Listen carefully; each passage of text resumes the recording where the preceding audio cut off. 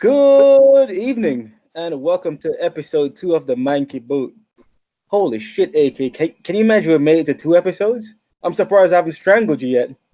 Bro, I've literally wanted to fucking kill you every single day for the past 5 years. So the fact that we've actually got this podcast going is a fucking miracle.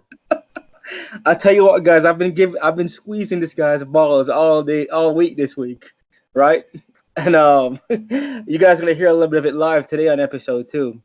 So it's a Whoa, quick whoa, whoa, whoa, whoa, hold on a minute. Why the fuck you been squeezing my... What the fuck? United won 4-0 last week. Like, why are you hating on me? Well, that's last week. We're talking about Monday through Mate, Monday mate, through, mate. through Monday.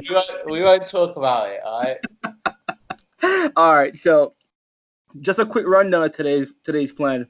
We're gonna talk about the Big Six real quick. We're obviously gonna have to touch on a little bit of VAR. Then we're gonna talk about a couple potential transfers out there, real small, but we'll see what impacts a couple other players. But all in all, let's dive right in. Arsenal Burnley 2-1. I mean, were you satisfied with that result over there, AK? What you think? Well, I watched the game. Okay. Arsenal. I mean, I don't like Arsenal, so obviously I'm gonna be a little bit biased, but I'll try to be as straight up as possible. But over the years, we've all thought Arsenal have been amazing in attack and they've been suspect defensively. There were still weaknesses in their defence against Burnley, and I mentioned last week that I don't think their centre back, the signing of David Luiz, will help solidify their back line. Mm-hmm. And again, I thought Burnley are never going to outplay Arsenal on with the ball at their feet. They're going to hoof it long and scrap for second balls, and that's exactly what they did. But they did have a fair few chances to equalise, and Arsenal weren't that fluid in attack. But when you've got Lacazette and Aubameyang up front, those guys are lethal strikers, bro. Like they can just score at any moment, and they're the two guys that won the game for Arsenal ultimately. I will say this though, right? I apologise for last week, right, when I said Ceballos might not be a good player. There we go. But wait, though, it's only one game, though, bro. Only one game. It's only one game. I did have reservations originally whether he'll be just like Denis Suarez was when they had him in January. My thinking behind that was Ceballos asked for in the contracts to loan to Arsenal. He asked for there not to be an obligation to buy at the end of the season. So that's why I was thinking in my head, he doesn't really want to be here. He's only using Arsenal for a little bit of game time, then he'll go back to Real Madrid where he wants to be. That's the only logical thing that I thought of. But man, he proved me wrong. That game he was insane. Like the tenacity he showed, the close control, the dribbling, the passing, the vision. Yeah. It was Arsenal haven't had that for a while, pretty much since Santi Cazorla was there a handful of years ago. So yeah, I was really impressed with Dani Ceballos.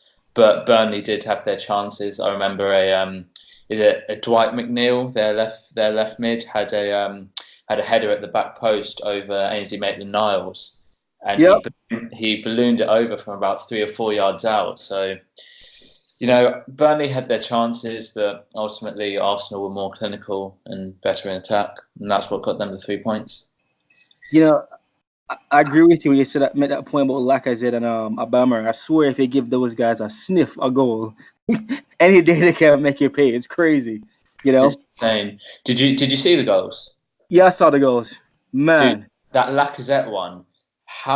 There were 3 people around him. He was falling over, and he still managed to squeeze it between Nick Pope's legs. Insane finish. He's hitting his stride. I was rough on Lacazette the last 2 years. I'll be frank. I've been rough on that guy, but he's slowly coming into his own. One of those football players that I'm gonna have to eat some crow about. But Ceballos, man, I swear, I'm sorry if I mispronounced the guy's name. that guy's so patient in the midfield. Like, oh my gosh, it just felt like he was going to do whatever he wanted on his terms and on his time, and there was nothing you can do about it. Yeah, that was a nice little shot. He got substituted in that game. Yeah. And he spoke to Mkhitaryan, and you could tell, obviously you can't hear him through the cameras, but you can tell he's just like, he was gesturing to Mkhitaryan. He was like, do these guys not play football? All they do is just go long, go long, go long. And it was just like a huge culture shock for him. Yeah. Because I don't think anyone really does that in La Liga, but Burnley's the king of long balls in the Premier League, and he dealt with them very, very nicely. Yeah, it was admirable for the first go round. So imagine when he gets to somebody that does what he's used to, you know? Yeah, and people obviously see the silky skills, the roulettes in the middle of the park, the close control, the dribbling. But what people didn't see was his tenacity, because he lost the ball right before Arsenal scored. He lost the ball. Mm-hmm. If that was Ozil, he would just throw his arms up in the air and be like, "Oh, what the fuck!" Like Burnley would have gone down the other end, and I don't know what would have happened. But Ceballos, as soon as he lost the ball, he ran for it. It was like a 10, 15-yard dash to get the ball back. He tackled a big, burly Burnley defender, played through Aubameyang, and he did the rest. And that goal wouldn't have happened if Ceballos didn't show that tenacity. So there's two sides of his game, and that's something Arsenal have been lacking really for many, many years. Yeah, he's showing some signs of potential. That work rate, going forward. I mean, he had a great game. We must commend him. But all in all, I mean, did you see that scoreline as predictable? You had Arsenal winning this game. Scrappy, right? Yeah, I mean, well, not scrappy, but I think if you look on the Manky Twitter page, I think we put the predictions up. I put the predictions up for what I thought would happen, and I got Arsenal winning 3-1. So, I was close, but 2-1 win. I knew Arsenal wouldn't get a clean sheet. I know Burnley's goal was a tad fortunate with the deflection, but they could have scored on another occasion. Arsenal aren't good enough defensively, I don't think, still. But yeah, I had a 3-1 win, and they ended up winning 2-1. Yeah. Imagine what would happen if, when Nicola Pepe comes back to full fitness, because he showed glimpses in that game. I did see that. Insane quality. The nutmeg, the close control dribbling, the speed, the skills. He had everything in his little cameo on Saturday. He's confident. I'll give him that. He's confident. I think he'll be a good signing. I think most of Arsenal signings have been good, but I just don't think they'll be good enough. Okay. Well, I mean, I don't think too many people have these guys, top three or winning it all. Oh yeah, of course not. Some shape or fashion, but I think most people have them either fourth or fifth. In that ballpark. Yeah, I think most people have got it between Arsenal and United for that fourth spot.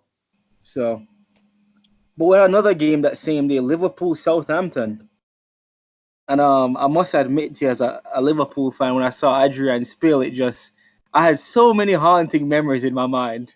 Of Karius. I had the Karius mistakes. I had the fucking I had last year when Alisson's first year in the league, when he tried a little cutback and the Leicester player just nicked the ball from him and scored the empty net. I had that memory as well. So Adrian doing this was just no real surprise to me. How long is Alisson out for?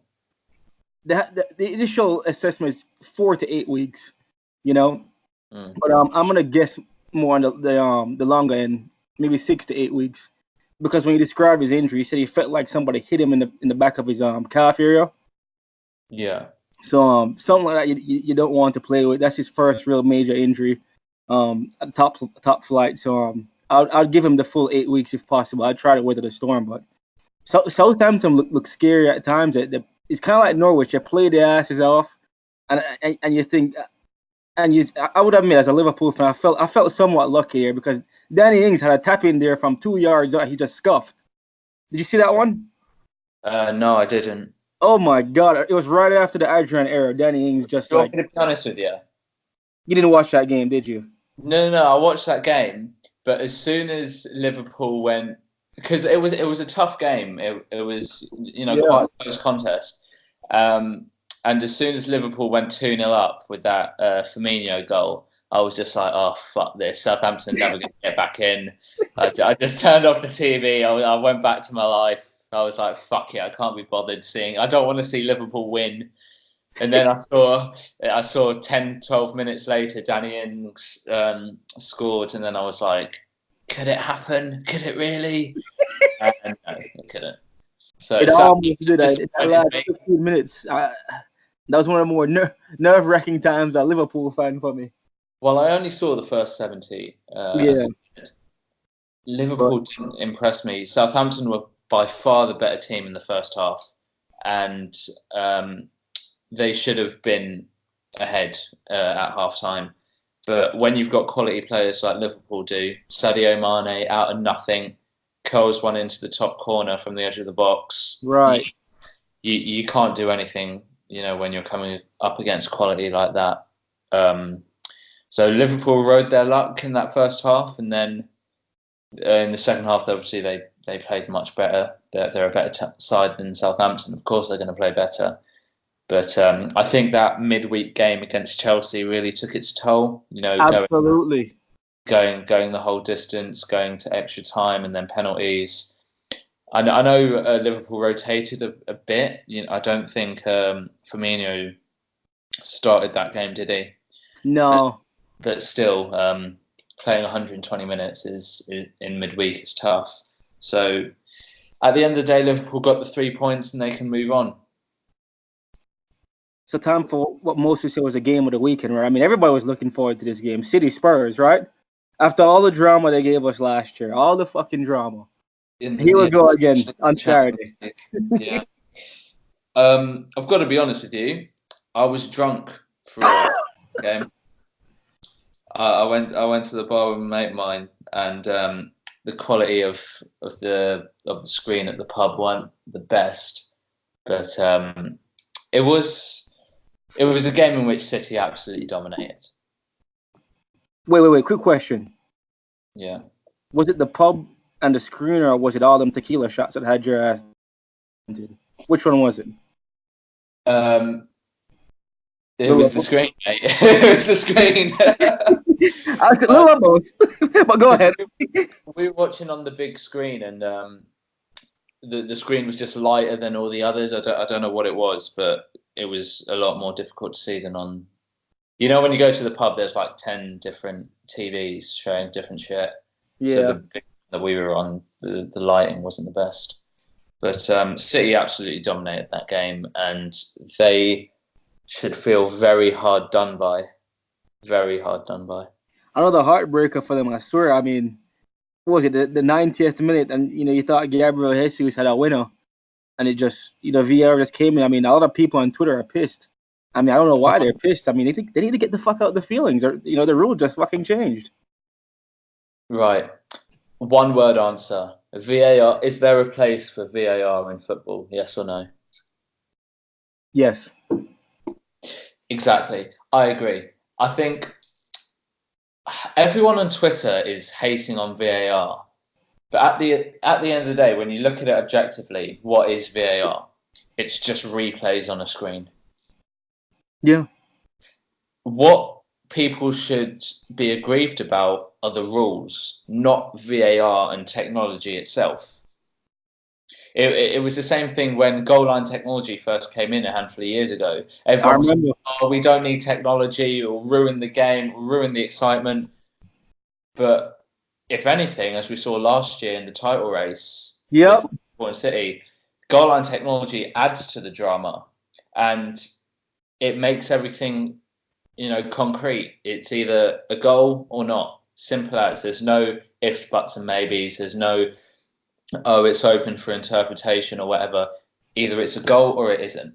And I think VAR isn't perfect, but it's along the right lines. I think the use of VAR needs to change slightly, and the rules that VAR, follow need to also be changed. Man, I couldn't agree more. I mean, people just need to get the hell out of their feelings and get with the times. I mean, even though I was on the losing end of that goal line technology goal, I mean, best believe I enjoyed every minute of it. The drama, the thrill. I mean, was it in, was it isn't, and when you get some conclusive evidence that it wasn't, I mean, you just move on. And I think that's what some of these City fans should do as well. I mean, the new rule change, came in at the beginning of the season, and here we go, first effect. And it rules in City's favor, and everybody wants to fucking bust their load over it. It's insane. Well, I think fans should they should feel right to be aggrieved because the goal should have stood, and that's coming from a Man United fan who hates City. Like, I'd rather have a draw. For me, I'm happy with a draw because I don't really give a shit about Spurs. I hate Man City. The less they win, the better. I don't care. But even as a United fan, I'm saying that goal should have stood because there are so many moments where the officials don't understand what it's like to be a footballer. Where the fuck are you supposed to put your arms? Do you want to just chop your arms off? What happened to the whole ball to hand thing? It changed over the summer, AK. It is what it is. In 2018, you'd have been right. It would have stood. In 2018, City fans would have had a reason to be pissed. But here in 2019 season, the rule has changed. So we're going to follow the rule and we're going to move on. It was not a goal by the 2019 rules. I'm sorry, City fans. I'm sorry. There have been moments during a game where the ball has struck an opponent, the hand of an opponent by accident, and nothing was given. Just because it wasn't in either penalty box, nothing's happened. Because if it hits your arm and allows you to score a goal, it is deemed unfair in the penalty box. If it hits your arm at midfield, it's a less likely chance that you're going to score a goal on the next shot. Right. Well, imagine this scenario for the City Spurs game. If the ball had hit, I don't know who the Spurs player was. Was it Alderweireld, maybe? Was it Laporte? That was Laporte when it hit Laporte's hand. Yeah, was it Laporte and Alderweireld who were challenging for the ball? I didn't see who was going for after the ball with Laporte because I was so focused on the ball hitting his hand and the call to tell you the drama and the excitement. So whoever the Spurs player wasn't even important at the time. Hypothetically, the ball had brushed off the Spurs player's hands. It had gone to Gabriel Jesus. He scored as what happened. Then it would have stood, I believe. What if VAR had called the play back because the ball had touched his hand, given the penalty to Man City, even though Jesus had scored, and then the penalty was missed? I don't believe that it would have called it on Alderweireld or Vertonghen or whoever it was in the box. If it was accidental, if his hand was in a natural position, he's diving for a header, and the ball just changes flight due to the curve on the spin on the ball, it hits his hand instead. I don't think they'd have called that. It's just specifically meant for the attacking players because of what happened in the Champions League quarterfinal with Llorente scoring against the Spurs. Against Man City. So there's inconsistencies with the rule. Again, it's a stride to make the game a little bit more perfect and cleaner. And every year I think you'll see them modified. I think what's highest on people's agenda right now is the offside rule. Because a lot of people are complaining about a hair being offside, a fingernail, a butt cheek, a sneaker, a football boot size being off. Raheem Sterling's armpit was offside. There you go. Stuff like that they're complaining about. So I think the next rule to kind of address is going to be the offside rule, and then they might go back to addressing this handball rule if it's causing more controversy. I'm just disappointed in the rules at the moment. Listen, I like the result. It's a 2-2 draw. City got slowed down and Spurs got slowed down. I didn't want one of those fuckers to get 3 points. Well, yeah, you're top of the league at the moment, aren't you? Liverpool are top of the Yeah, league. well, it doesn't matter. It's only week 2. I don't care about that. But just as long as they're dropping points, that's what matters to me. What did you think of the new boys then at Spurs? I think it was only Ndombele actually. Ndombele.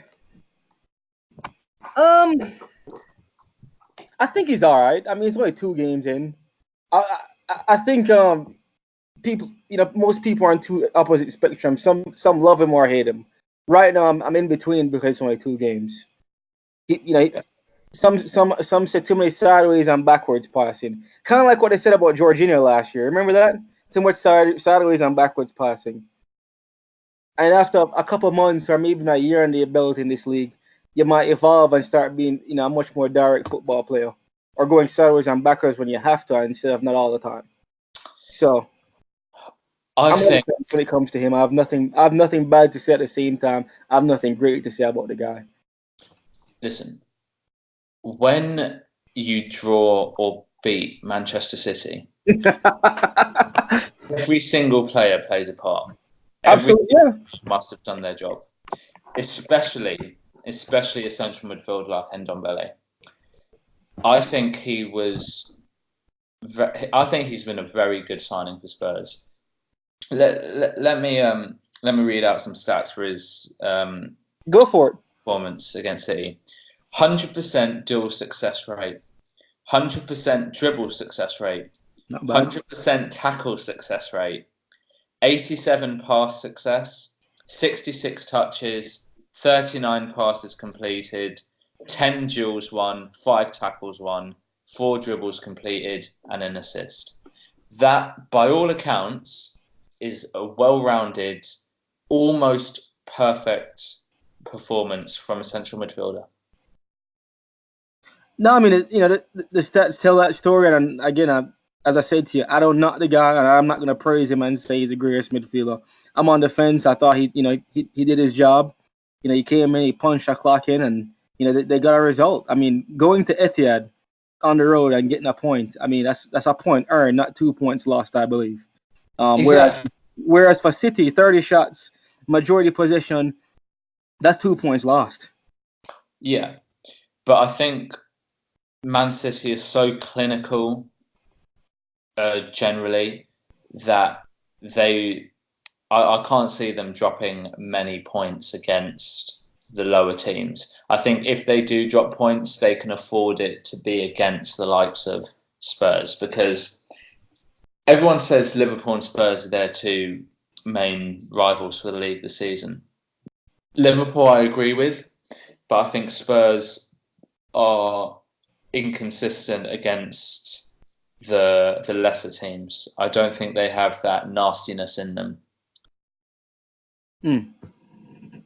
That's fair. So, I still think it will be another 2-horse race between City and Liverpool. Yeah, but we'll see. A lot. Of 36 games left to play, so time will start to tell the story about the Spurs and see what they're truly capable of. Well, I mean, I do like the depth that they have. I'm sorry that Son couldn't have played this game because he was suspended. I know Dele Alli's out injured. A couple Son of players. was a massive miss. Oh my God! Because Son is, I think, the only player in that team who can beat a man with skill and who has that X factor in attack. Harry Kane is a clinical finisher. Eriksen can create chances like it's nobody's business. But Son is a workhorse. He's quick. He's strong. He's a good runner. He's skillful. He can shoot with both feet. He's good in the air. He's almost a complete attacker. Yeah, I know. I think he's an excellent football player, Son. Yeah, I'm a big fan of him. Well, it's surprising he got suspended so early on in the season. It must have been. Why is he suspended? It's only 2nd game in. Yeah, he must have done something outlandish, but we'll jump in. I mean, we'll jump right into Leicester and Chelsea. Did you get to watch that game, or were you too blasted drunk on Sunday? No, I watched that game. No, mate, I watch as much football as I can possibly watch. Right? Especially now when I've literally got fuck all to do with my summer right now until uni starts again. So I'm just watching as much football, taking it all in. And man, that Chelsea Leicester game. Where do I even start? It's that old cliche, but it was in fact a game of two halves. Oh yeah. It is. It is a game of two halves. I swear, like the past what I know it's only been two games. Chelsea has this fast, aggressive start, and where it looks like they have like 10 chances to score and go up 6-0 on you, but then they just kind of taper off towards the second half. Yeah, I think Chelsea had. It wasn't even a tale of two halves actually. Chelsea had a good 25 to 30 minutes, and then the final bit of the first half was a bit meh. Both teams were just average Just playing it flat. out. It was a bit flat. But in that second half, Chelsea made Leicester look like Man City. Yeah.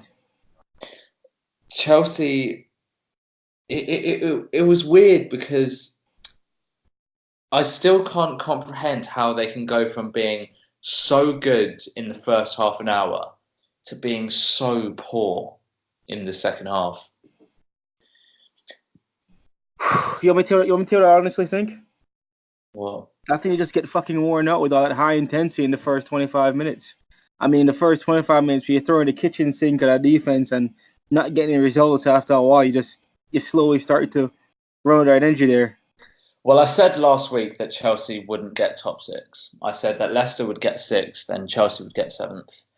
And the reason I said that is because Chelsea, they're good in the middle of the park. They can knock the ball about. They've got good midfielders, Mount, Jorginho, Barkley. Kante. Even though Barkley didn't play, but he's a good midfielder. Kante's come back from injury. They've got a lot of good midfielders, but in attack, they're toothless in attack and they're very error prone in defence. And ultimately, you win and lose the game based on what happens in either box, because that's where you score and concede goals, obviously. I swear, if you're gonna be area pro in defense, you better be able to chip 2 goals in to give yourself a cushion. And I mean, it's like for years I've been lamenting that they haven't replaced Diego Costa. And no, I mean, with the transfer window ban, they couldn't replace Eden Hazard. But to tell the truth, I don't know how the hell you replace Eden Hazard with one player, maybe as a community. But I just I think Well, those two positions Chelsea need have to be impressed filled. me. Chelsea have impressed me with their pressing Yeah, and their intensity and their chance creation. Um, they've got a young squad full of, as I said last week, a lot of their players are young and inexperienced, the likes of Tammy Abraham, yeah. Mason Mount, Christian Pulisic. And on the complete other end of the spectrum, they've got experienced players who are past it, the likes of Pedro and Giroud, etc. They don't have anyone who's in their prime and who they can rely on week in, week out. And I think that's where they're lacking because either they don't have the experience or they don't have the energy to continue the press for 90 minutes. As I said, they created plenty of chances, but Giroud's the type of striker. I think Giroud's their best striker. He's better than Batshuayi and he's better than Tammy Abraham. But he's not an out-and-out goal scorer. He's more of a link player.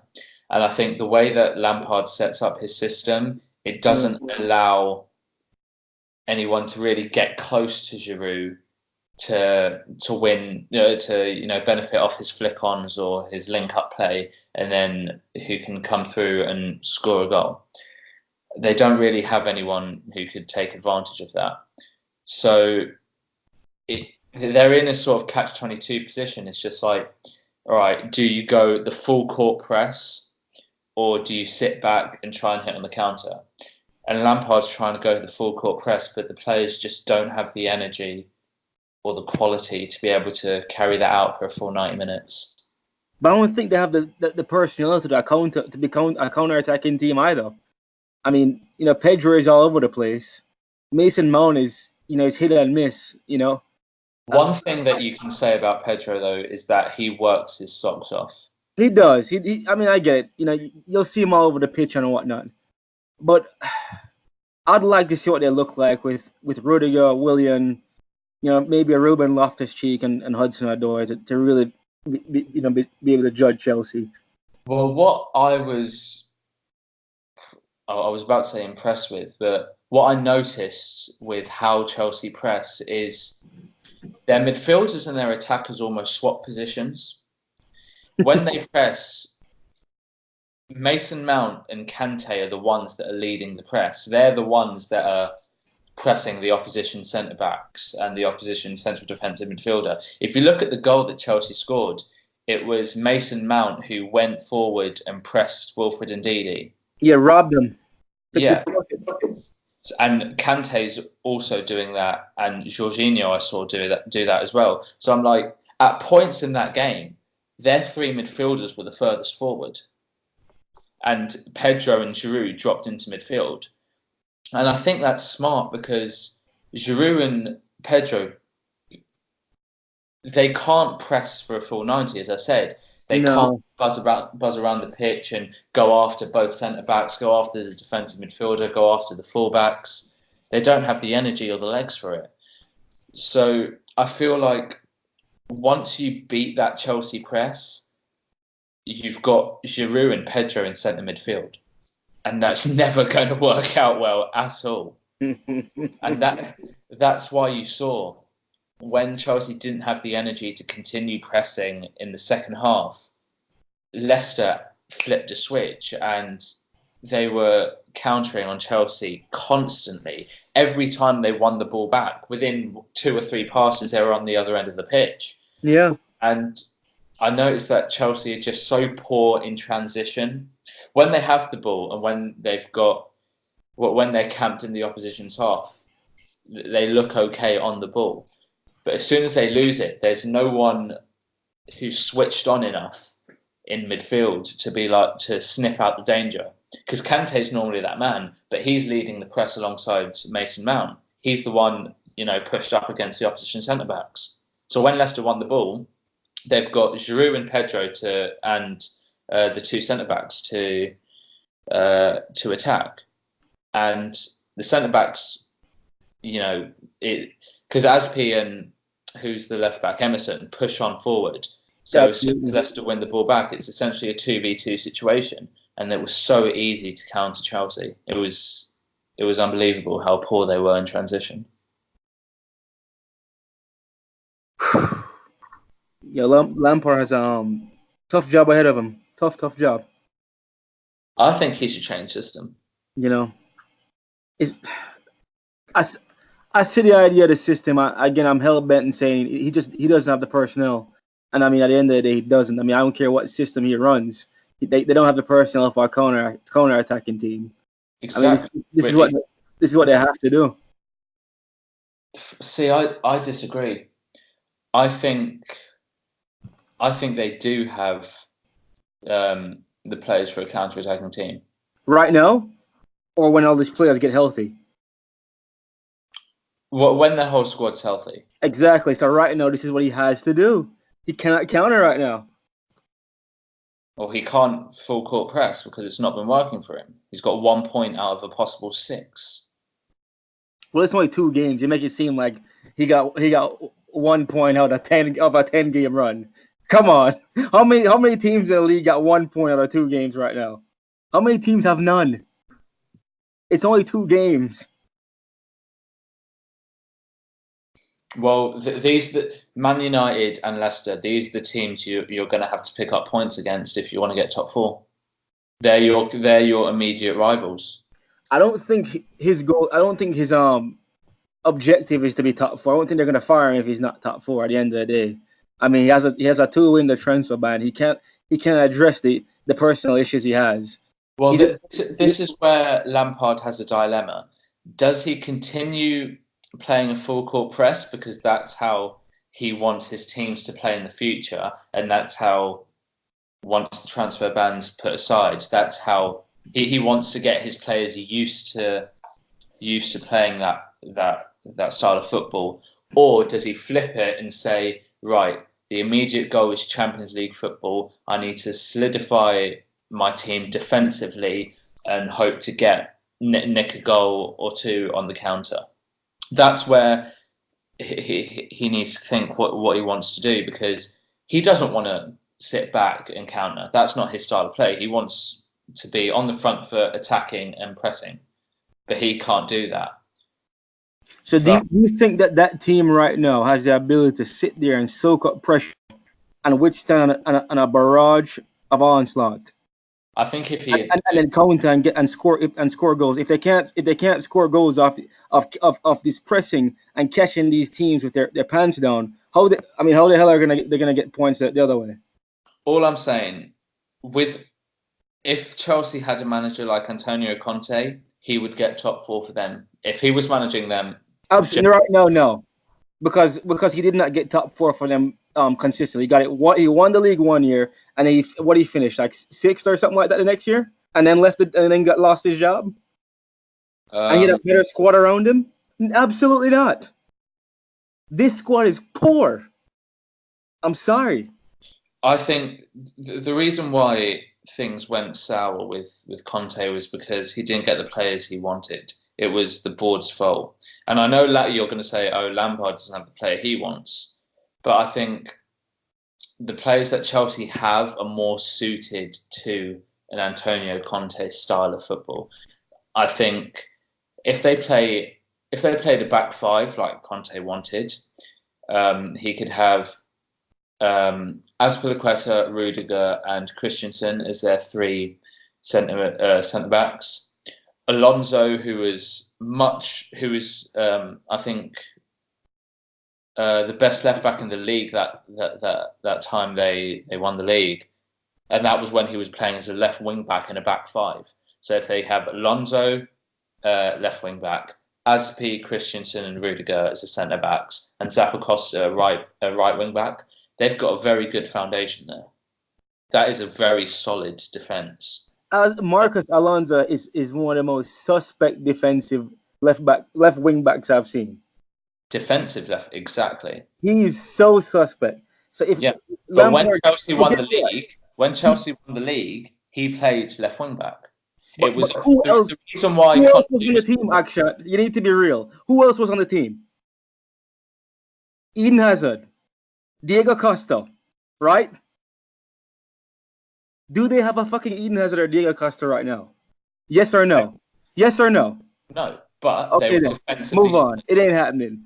They were defensively solid that season, and that is where Chelsea have looked weak. They've conceded 5 goals in 2 games. They need to be shored up defensively. Okay. I don't know how many times am I telling you. What you're saying what I'm saying, but you don't want to admit it. They ain't got the person to do what you want them to do right now. You pretty much just told me they can't play counter-attacking right now. They can't play full court press. Then fucking move on. They have to take whatever result they get. What? Dude, are you okay? Huh? Are you okay? Yeah, why? I don't think you're understanding what I'm saying. I understand what you're saying. But it makes it's moot. You said you want the smartest thing for them to play counter-attacking. Then you said they can't play counter-attacking right now. But they can't press. So what do you want them to do, AK? What do you want them to do if they can't counter-attack and they can't press? What do you want? You know there's a difference between full court press and sitting back and counter-attacking. Well, you're not telling me what you want them to do. It's a different to tell me what you want them to do. You're not telling me what you want them to do with the person they have. I just said the 5 defenders that they need, with Kante, Mount, and Jorginho as the 3 central midfielders. So who are the defenders? Again, remind me. Alonso, okay, as a left wing back, who was the left wing back in the league the year they won the league. Okay. Zappacosta at right wing back, who's a bit suspect, but he could do a job for a season. Azpilicueta, Rudiger, and Christensen. Is Rudiger healthy right now, AK? I think he's back in like a week or two. Okay, that's my point. They don't have the personnel right now. So what do you want them to do? Rudiger cannot play what you want him to play right now. So tell me what you want him to do right now, AK. Tell me. Well, he needs to change the system. To what? Well, Zuma can fill in for now, can't he? How many mistakes did Zuma make against Manchester United, AK? In a back two, when he's against Rashford and Martial. Wait. So you want Zuma who is wait. You want Zuma who is error prone. You want Marcus Alonso who is suspect defensively, and you want Zappacosta who is suspect defensively as well. But you're complaining that they conceded 4 goals in 2 games. That math ain't adding up, homeboy. That ain't adding up to me. That's why you play a back 5 where you've got Christensen and Azpilicueta as extra insurance. You make it seem like Azpilicueta is freaking Khalida Koulibaly. Is that Koulibaly you got right there? You think Azpilicueta is a comfort blanket of a Koulibaly, of a Rafael Varane, and even that, what's the other guy's name? Oh yeah, Virgil van Dijk. You think Azpilicueta is a comfort blanket like that? Honestly, right now. Be honest with yourself for once, AK. He's the best they've got. But is he a comfort blanket as those the three I mentioned? He's been one of the best defenders in the league for about 5 years. He's been one of the best defenders in the league for about 5 years. How many mistakes did he make the last 2 games?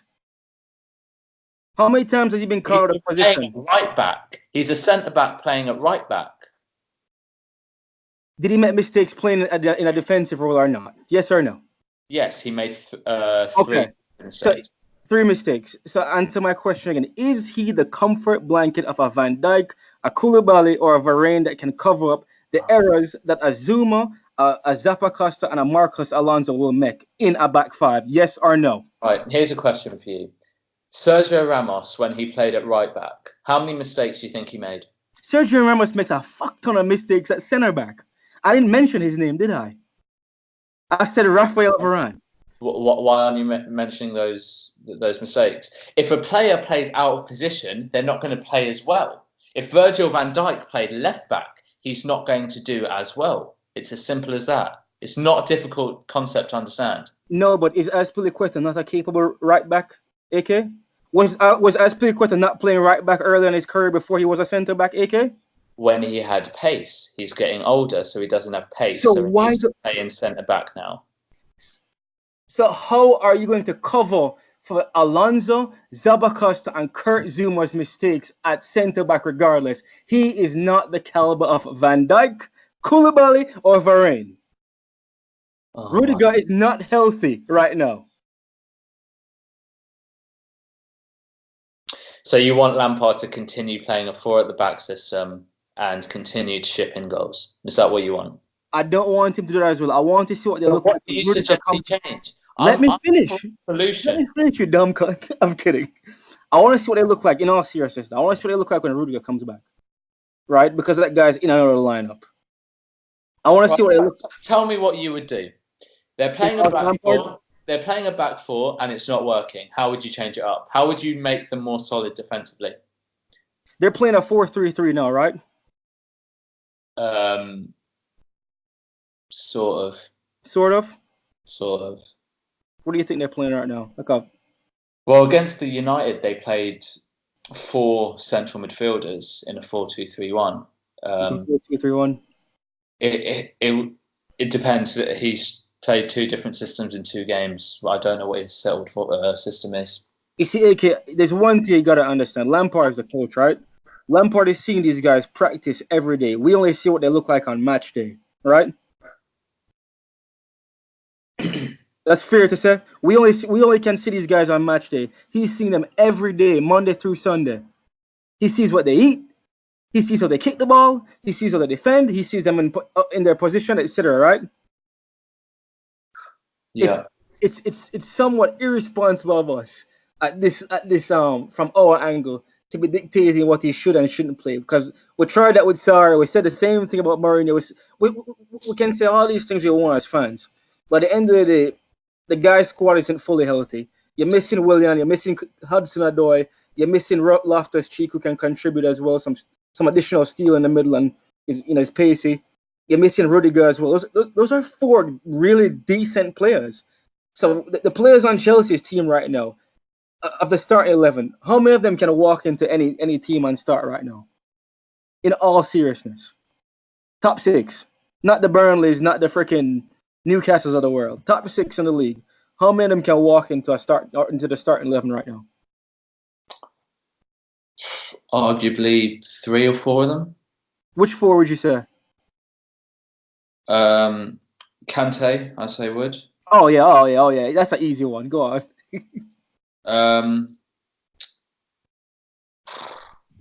What do you mean, the starting 11 or the who would be useful in the other squads? Starting 11 that's playing that in these last 2 games that you think can walk into the top 6 right now and make an impact and start. You could. He said Kante, which I rock with you there. Potentially Mason Mount. Into which team in the top 6? I think Mason Mount would walk into Man United's midfield and he would walk into Arsenal's midfield. Get the fuck out of here. Get the fuck out of here. Go on. That's a reach, but go on. I ain't going to give you that one. See, look how long it's taking you to think about that. That's a problem. Pulisic, potentially. Who? Pulisic could get into United's.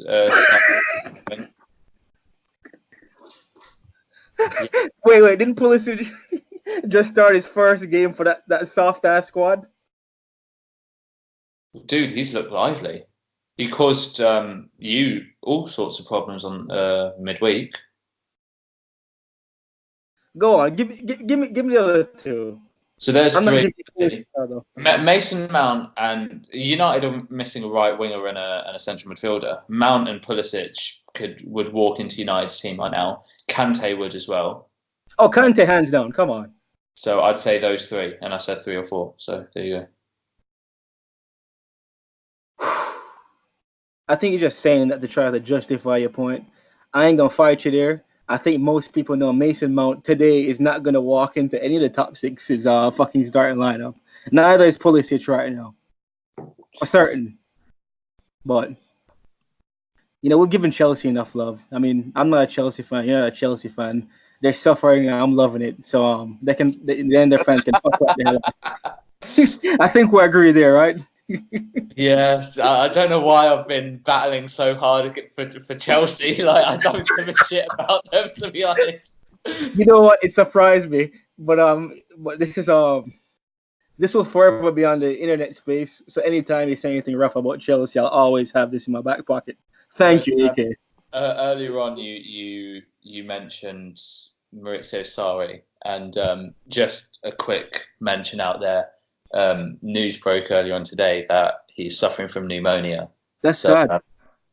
So, our thoughts and prayers, not that it will reach him, but our thoughts and prayers are with Sarri and his family. Prayers up for Sarri, y'all. Prayers up. Jesus. Right, so we've spoken way too long about Leicester and Chelsea. What's the next game on the agenda, Romey? Oh, you should know what's coming next. Your favorite, United and Wolves. Oh, dude. Right. Did you watch the game?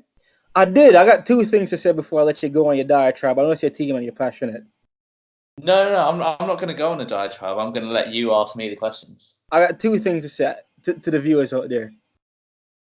It is so easy for people to victimize this man for getting a penalty kick saved, right? And I think that's a big mistake from all the fans and a lot of viewers out there. I mean, I don't think people realize how difficult it is to walk up to that spot and take how many he took he made 7 out of the last 11. It's not the greatest ratio in the world. I get it, but I mean, I doubt half of those fans out there criticizing could walk up and take that shot and score 100% of the time. I don't think him missing the penalty is the sole reason you guys got a point. But I thought y'all young kids played well. Again, y'all were exciting. Rashford dizzled and dazzled a little bit on the wing there. I like to see it.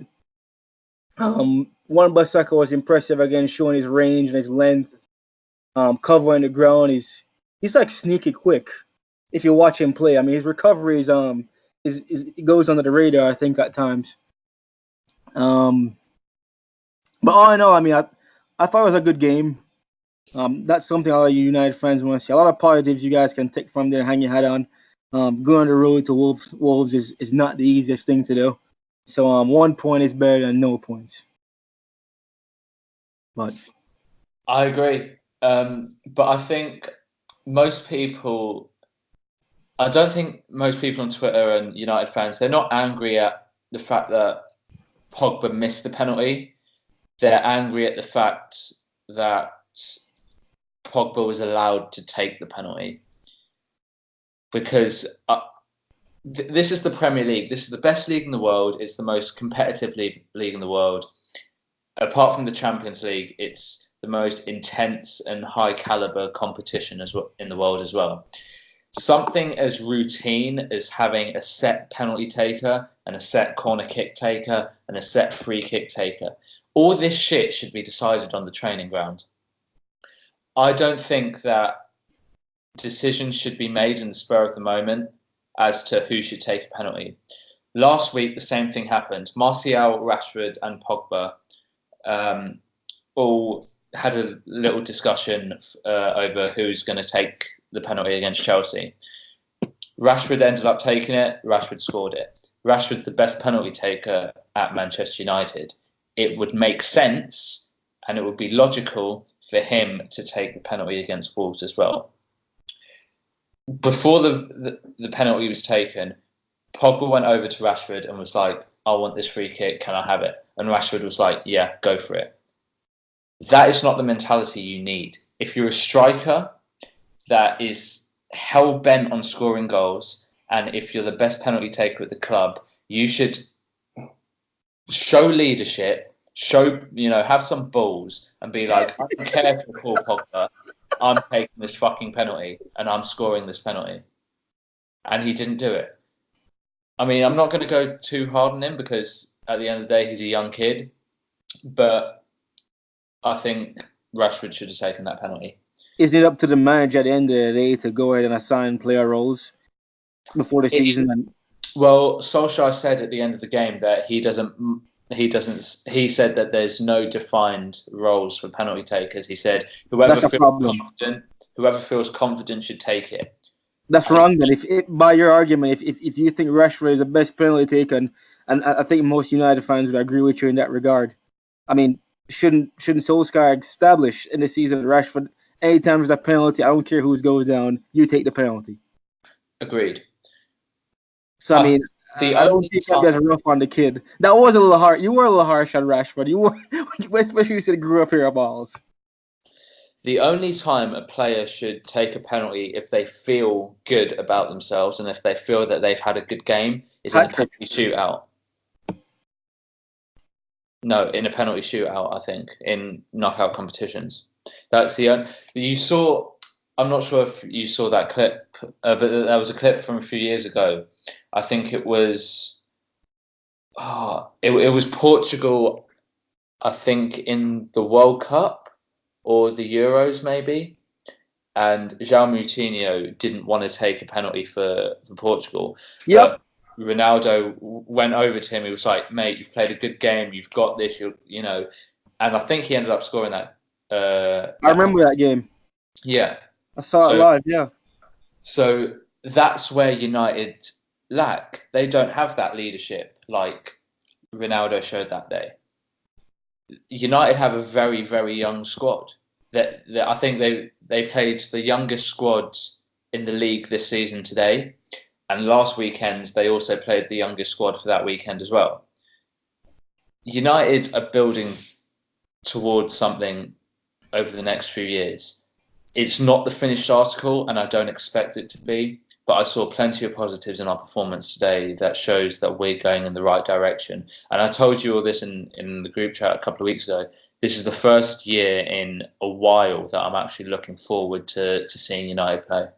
because I see an actual identity there, and I see a style of playing, a style of pressing, and it's exciting. It's front foot football, and ultimately, as you said, a draw at the Molineux is not the worst result in the world.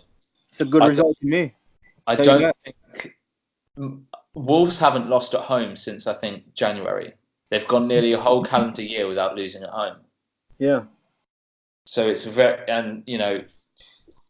if someone came up to me before the season started and said, okay, United are going to get 4 points out of 6 against Chelsea and Wolves away, I would have bitten your hand off. The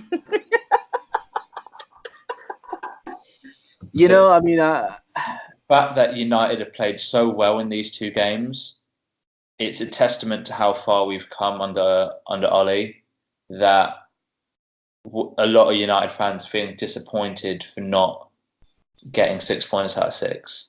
2 things for you. I want you to be careful when you said playing well under Ollie.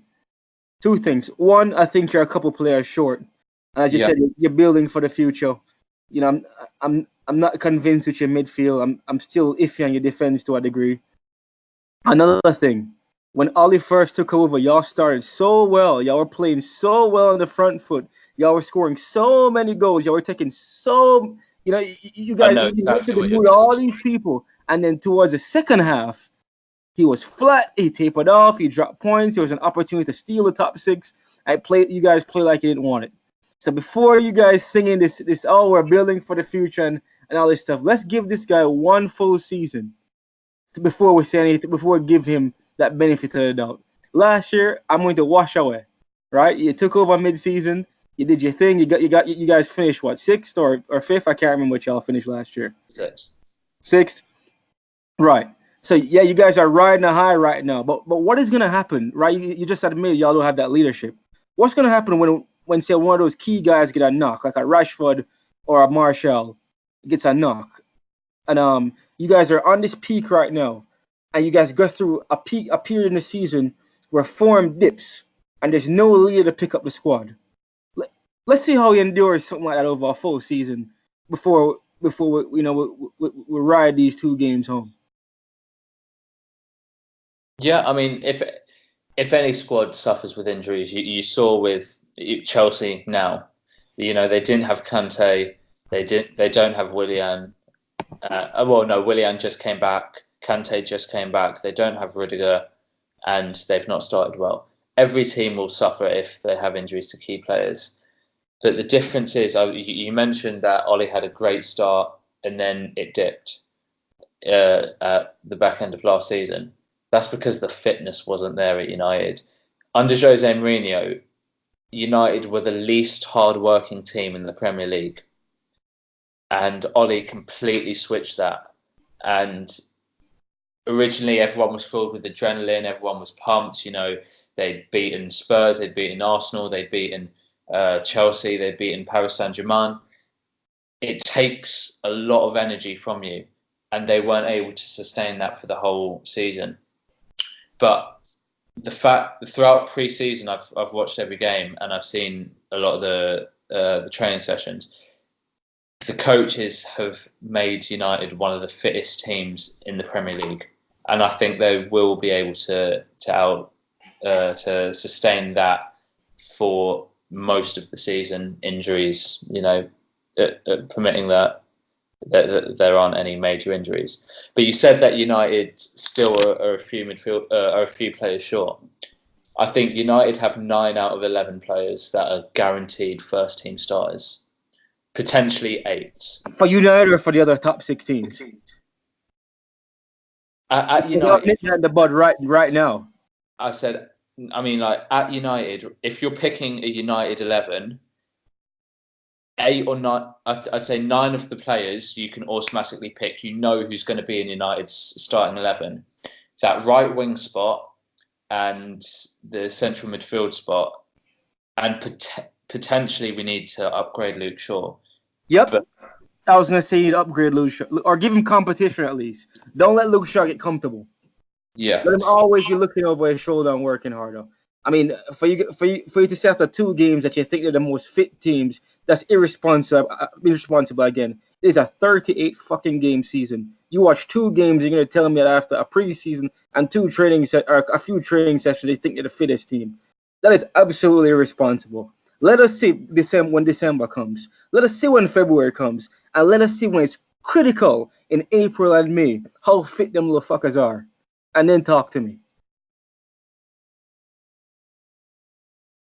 Okay.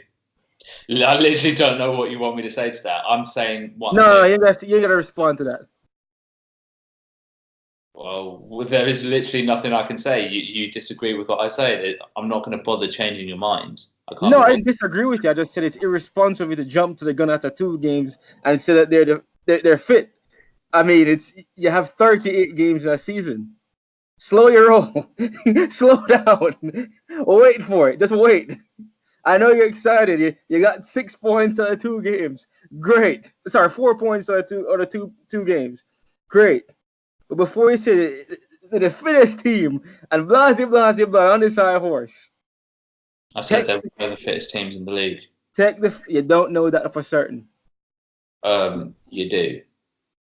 See what you're telling me. So you're fitter than Chelsea, Arsenal, all these other teams for hands. You'd bet your life that you're fitter than them. Really, AK. You're going to be that much of a fucking fanboy right now. Up until this point, I think we had a great conversation, but now you're gonna piss me off by being a little fanboy. Okay, fine. I literally don't know what you want me to fucking say. No, you don't have to respond to that, you little asshole. Oh, fucking hell. Dude, I don't know what you want me to say. I've made a statement that I believe in, and that's it. I ain't. All right, you know what? I respect that because you have the courage and convictions today. You know what? I'll let you believe in that. Go for it, buddy. That's one of the reasons why United beat Chelsea 4-0. Because that's one of the reasons United beat Chelsea 4-0. If you saw... Oh, my God. In that second half, right, in the first half, it was a relatively even game. You'd agree with that, right? No. It was not an even game in the first half.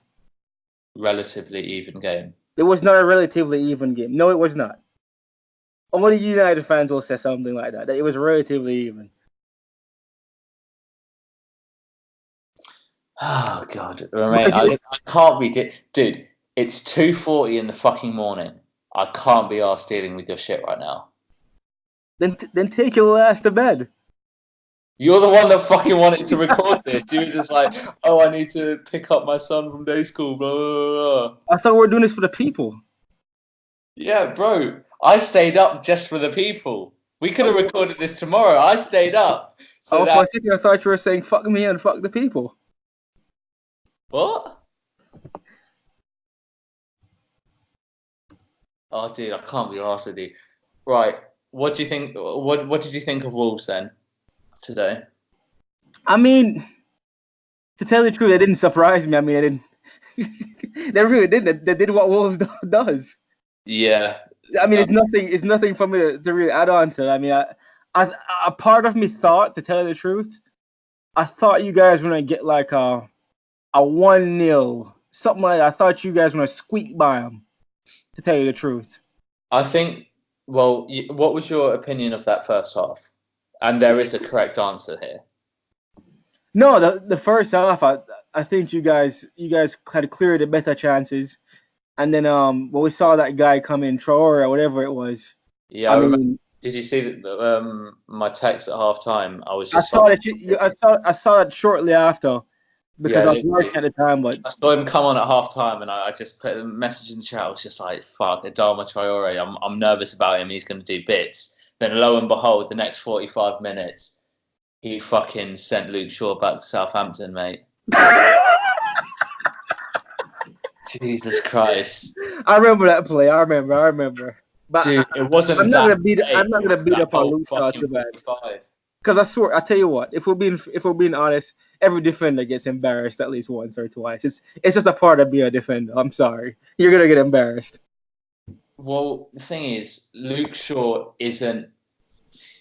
He's got an hench. That doesn't fucking help him. that doesn't help. Luke Shaw is, I think, the weakest link in our back four. I think we've got a very solid back four, but he's the weakest one out of the four. And if someone like Adama can ruin him like he did, just God help him when he comes up against Sterling, man.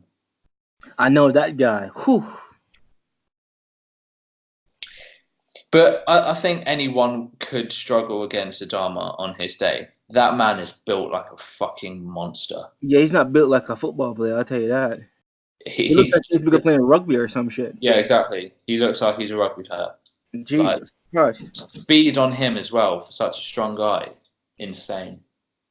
And that's the thing is, like, all he does is just knock it past him and just runs. Like, he beat him with skill or anything. But his end product, he had a couple of decent crosses, but his end product in general was pretty poor.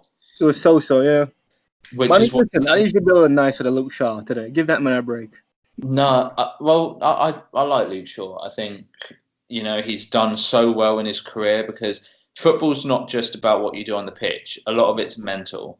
And after that horrific leg break, his career could have unraveled so quickly. Absolutely. I think he's done very well to get back to where he is now. I think he's put a bit too much time in the gym. You know, he's fucking, you know. He's another built one too. He's up there. He's not Troy big, but he's up there. I'll tell you that. Yeah. But he got tore a new one today, honestly. He's going to have nightmares tonight. But I think United in general played very well defensively, especially in the first half. We contained Wolves and controlled the whole game so well. And even in the second half, when by all accounts Wolves were probably the slightly better team in the second half, United restricted them to not many chances. You know, off the top of my head, I can only think of the header on the shot. To me, that really stood out. Only 2 times De Gea was troubled. You know, one was the goal, which is poor marking from United because Ruben Neves had so much time to settle the ball, take a touch to the outside, and then curl it into the top corner. In that I thought the shot was rushed, if you ask me. Well, go ahead. I think there wasn't a United player that got out to him quick enough. You know, we all know how dangerous he is from shooting outside the box, but I think United's marking was poor, and we didn't get out quick enough to him. And the second time that I remember them troubling us was the header off the post. Free kick, yeah. And I think it came from Adama fucking shitting on Luke Shaw. Free kick, a cross came in. A header from Jimenez, I think, onto the post, and yep, we were lucky it stayed out. So, but those are the only 2 times I think Wolves really troubled us. I think in general, Maguire looked very good.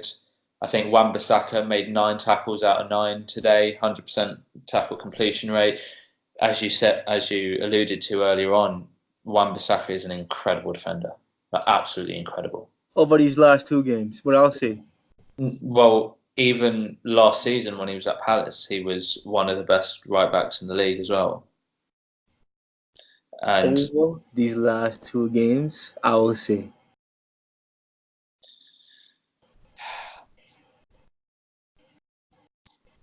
You know what? If I'm being fair though, I'm gonna tell you what. I think that Ruben Neves shot was so perfect it could have easily missed because you saw it hit the underside of the bar. Like De Gea was full stretched, and I think he got like a fingertip on it when they zoomed in. But I think that shot was so perfect it could have easily missed, just like that Jimenez's header. So I think the United players made it more difficult than you think because he had to curl it so high around the players that rushed out as late as you think that they rushed out, and the shot was rushed, right? That when it hit that underside of the bar, as part of me thought it was going to come out as well. No lie. Well, you heard the Wolves because after that goal was scored, VAR had intervened and had a quick look, and Wolves fans they were shouting "fuck VAR," while during the check, and even after the check was completed and the goal had been given to them, they were still shouting "fuck VAR." So, it goes to show that VAR is not exactly popular amongst football fans at the moment. Yeah, it's a new shiny toy, and some of these old school fans, they'll come around. They'll see the value in it once it benefits their team a time or two. Don't worry, they'll come around. They'll start singing the praises. But what's funny to me is, AK, we talked about this and we said we're not going to give these people more than 45 minutes today. And here you are on your rant about Chelsea and a couple of other things, and we're at 0 and 10 minutes. Well, dude, well, that's the thing. Like, when we both love football. That's no question about that. So I honestly think we've had conversations in the past that have gone on for hours and hours and hours. About 3 hours. Exactly. So we could just chat shit all day, can't we? Yeah. I guess this was natural again. Yeah, It just happened. Yeah. For the few fans that we have, we're doing no script. At each other for half an hour. Jesus. I think we've given the people enough today. The top six we're talking about. What a couple more topics we were going to talk about. We could save that till Sunday, right? We've given them enough. Well, yeah. I mean, the European transfer window closes, I think, on the 2nd of September. So hopefully by the next podcast, we'll know what the situation is with Alexis Sanchez. Yeah. Neymar and some other guys. You never know. Although today that Coutinho broke the story about official. He's on loan to buy or an option to buy. 120 mil. Is it an option or an obligation? Option, I think. For how much? 120 mil. Euros, I'm guessing. Yeah, kind of like how that James Rodriguez deal went. How you had the option to buy one, but I don't think they'll end up buying Coutinho. I think Coutinho will be stuck back at Barca. However, even if Coutinho plays very well this season, he's not going to be worth 100 million, mate. No, we've already seen that he's a $100 million guy, and I must credit Liverpool again for pulling off another brilliant piece of business. An $8 million purchase turned into a $140 million problem for Barcelona. I couldn't have wrote a script any better. It's marvelous. Real quick, for United, I heard about this story and I just wanted your opinion on it. United are favourites to get. I know it's very early, but we're favourites to get Jadon Sancho from Dortmund next season. Would you imagine you're Ed Woodward, right? Yeah. Would you sell Pogba for 150 or whatever, and use that money to get Jadon Sancho and another central midfielder to improve and make the United squads a little bit more complete, similar to what Liverpool did with Coutinho? I would, and here's why. It's not out of Pogba hate or anything like that. With him wanting a fresh challenge and whatnot, and you have the opportunity to get somebody. Well, not only is he English, but I'm sure he'd love to play for Manchester United, and you have and you can use the money to fill in a couple other key roles. I mean, I think. Well, United have been crying out for a right winger since Ronaldo left. Well, I know. We replaced him with fucking Antonio Valencia, Michael Owen, and Bebe. Bebe, I remember that kid. Imagine replacing Ronaldo with those three. Honestly, AK, I think if I'm Ed Woodward, I mean, I'd drink a glass of wine, I pull that trigger. I'd do it. I take what I can get from Real Madrid as much as I can get. I mean, you already have the money to buy, whoever else you want, but use that money and buy Jadon Sancho, one or two of the midfielders. I know Milinkovic was interested in coming. Maybe you can get Savic and Fernandes and just pair him with even McTominay, because McTominay is a nice young player to keep in your team. Well, I think they're respectable roster. Apparently, United didn't get Bruno Fernandes this season because he gives the ball away too much. That's the reason why, because we scouted him most of last season, but the Glazers and Woodward didn't pull the trigger on that deal because he gives the ball away too much. But didn't you tell me that the year that De Bruyne was the beast that he gave away the ball the most in Europe? Yeah, That a that couple of means years ago when Man City got 100 points in the league, De yeah. Bruyne gave the ball away more times than any other player in Europe's top So five that means leagues. nothing to me. If you're touching the ball that much, I mean, naturally, it's gonna happen. You're gonna give the ball away. Unfortunately, if you're touching that ball so much, you're gonna have some turnovers. So it just depends on Well, if you there's a turn up at the difference. goals There's a or whatnot. difference though. Say again. Doing there's a difference doing that and giving the ball away in the Portuguese league. Yeah, yeah. But again, it depends. How I mean, his as many times he gave the ball away. How does that measure up to all the other players in the other leagues? Was he the most? Was he top 10? Was he top 20? I mean, nobody. No, the scouts just said he gives the ball away too much. That's all that was said in the article. Well, It's not like it was given away the most yeah, or yeah, yeah. ever. And that's something you can work out through proper training. At the end of the day, you can develop a player enough. I mean, he's what 23, 20, 22, 24, something like that. 24, I think. Yeah, he's not even at football prime yet to me at 24. I mean, I think you can spend a good 6 months working on that with him and make him Well, he's evolve going like to a be player. 25 in a couple of weeks. Say again, bud. He's going to be 25 in a couple of weeks. No, that's fine. Still young to me. So I think we've given the people enough today, AK. I mean, follow us on Twitter at the Manky Boot, and make sure you subscribe to our YouTube channel. Yeah, make sure to subscribe, like, and put a comment down below, and let us know what your thoughts are. Please give us your comments. I mean, I don't care how brutal they are. I don't care if you think I suck balls. I mean, we all know AK sucks balls. Just let us know. All right. Thanks for listening, guys. Bye, guys.